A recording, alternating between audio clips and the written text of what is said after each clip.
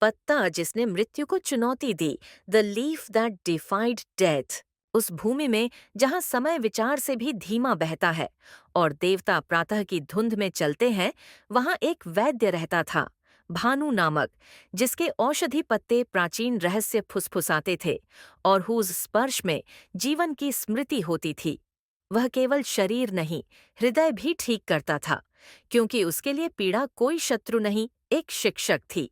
एक दिन एक दुखी माँ अपने मृत बालक को गोद में लिए आती है। वह रोती हुई भानु के चरणों में गिरती है।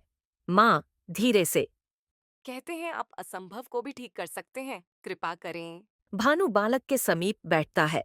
आंखें नम हो जाती हैं। वह कई मृत्यु देख चुका था, पर यह मृत्यु कुछ अलग थी, मानो विधि से कोई भूल हो गई हो। भानु एक पवित्र पर्वत की चोटी पर चढ़ता है, जहां कल्प पत्र पाया जाता है, वह दिव्य पत्ता जिसमें एक जीवन की सांस होती है। वह एक अद्भुत वन में पहुंचता है, जहां पेड़ चांदी से चमकते हैं। वह घुटनों के बल बैठता है, पृथ्वी को स्पर्श करता है। भानु। हे जीवन, मैं मृत्यु को हराना नहीं चाहता, केवल इतना चाहता हूं कि प्रेम के लिए तू कुछ पल रुक जाए। एक सुनहरा पत्ता नीचे गिरता है, कल्पपत्र। क्षण भर को समय ने भी सांस रोक ली। एक हल्की धड़कन, फिर एक खांसी।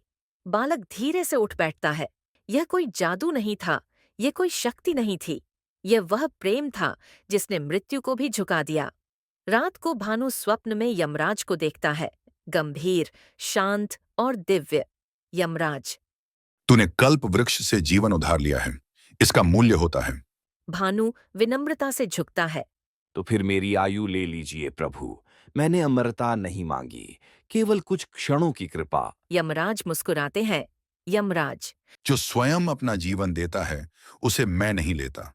जी भानु, और यह सीख सबको दे कि प्रेम की लहरें युगों तक चलती हैं। विधि की विशाल बुनावट में एक अकेला पत्ता भी जीवन की डोरी बन सकता है, और कभी-कभी जीवन प्रेम के लिए रुक जाता है। नीति वाक्य, मोरल। जब मन शुद्ध हो तो देवता भी सुनते हैं। प्रेम शक्ति नहीं, आत्मा की सबसे बड़ी औषधि है।